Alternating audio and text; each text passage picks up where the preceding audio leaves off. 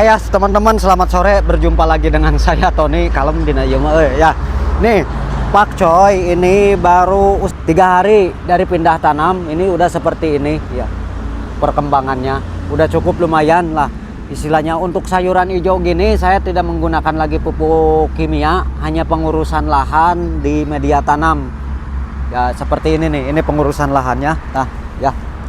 Pakai pupuk kandang, dicampur, ya diaduk-aduk gitu. Ini udah siap ditanami karena menunggu benihnya siap tanam. Nah, kalau ini di sini 2 minggu semenjak pindah tanam. Yang ini pakcoy itu. Yang sebelah sini mah bisa dipanen. Karena ini tadinya beda, yang sebelah sini bibit dari sisa atau benih dari sisa yang udah dari sisa sebelah sana, kemudian dipindahin ke sini. Cukup lumayan lah. Nah, salah satu kendalanya untuk di pakcoy itu adalah ulat. Coba deket ke dia ya kan. Nah, ini kena ulat yang seperti ini kalau tidak salah ulat gerayak. Ulat gerayak. Jadi yang paling mengerikan itu kalau pucuknya yang dimakan, jadi mati aja, titik tumbuhnya itu tewas. Nah, ini contohnya nih, bisa deket dah tuh, titik tumbuhnya itu mati. Ini karena ulat gerayak. Ini juga sama tuh. Itu di pakcoy itu pakcoy terus sawi-sawian lah seperti itu. Kalau yang ini sehat ya. Cara pencegahan saya menggunakan regen dengan takaran 1 cc regen untuk 1 liter air, karena ini kan sedikit dispray untuk pencegahan 1 minggu sekali. Tetapi kalau udah seperti ini 3 hari sekali aja, selama 2 kali pemakaian semprot aja. Itu buat di masalah ini pakcoy. Ketika tanaman itu sudah seperti ini ukurannya, kita harus buru-buru semai. Karena ini nanamnya di halaman, saya menggunakan media semainya itu di karung seperti ini. Tuh, ini halus ya untuk media semai mah. Kita taruh aja. Jadi ketika ini nanti tumbuh siap untuk dipindah, yang ini yang di sini panen gitu. Jadi begitu untuk di tanaman pakcoy. Terus kemudian untuk penyiraman, karena ini musim kemarau, cukup 1 hari sekali. Kalau saya biasanya sore hari ya, sore hari disiram 1 kali aja pakai gembor itu.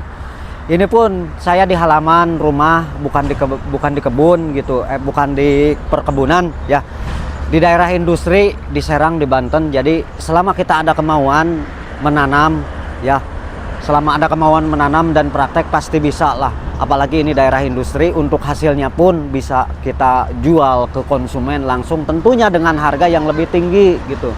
Dan yang paling penting adalah jadi pikiran kita itu supaya jangan beku, jangan terus bekerja di pabrik, usia nambah, pengalaman begitu-begitu aja. Tahu-tahu kita itu udah tua, lebih menambah lagi wawasan dan ilmu.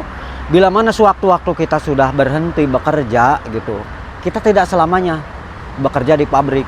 Ada waktu-waktu tertentu bakal berhenti lah, baik itu karena faktor usia ataupun bisa jadi karena tempat kerja kita pailit gitu ya. Kita punya kemampuan gitu, punya skill, mau bercocok tanam oke gitu, mau gimana oke. Karena menurut pepatah Sunda, ilmu itu tidak berat dibawa-bawa gitu. Untuk masalah kita ilmu menanam sayuran, karena untuk masalah makanan kebutuhan pokok manusia, semaju apapun negaranya, mau Singapura, Amerika Serikat gitu, tetap bahan pokoknya itu adalah dari hasil pertanian, termasuk peternakan, perikanan gitu. Itu dari, tidak mungkin dia makan batu bara, makan hasil tambang, tidak mungkin, karena pasti hasil pertanian gitu. Tetap semangat ya buat teman-teman bertani, karena merupakan salah satu hobi yang bagus itu bertani itu. Dan supaya lagi saya menekankan supaya tidak terpengaruh dengan judul. Jadi pemikiran kita itu harus jangan sampai kita berdiam diri. Kalau berdiam diri, pikiran kita bekerja, muter-muter mikir gitu, ujung-ujungnya lari kemana? Ke judul. Jadi supaya tidak ke sana, kita harus ada kegiatan dan pikiran kita harus arahkan ke nanam begini, nanam sayuran, mau nanam apapun itu, yang penting demi kebaikan ya gitu. Tetap semangat.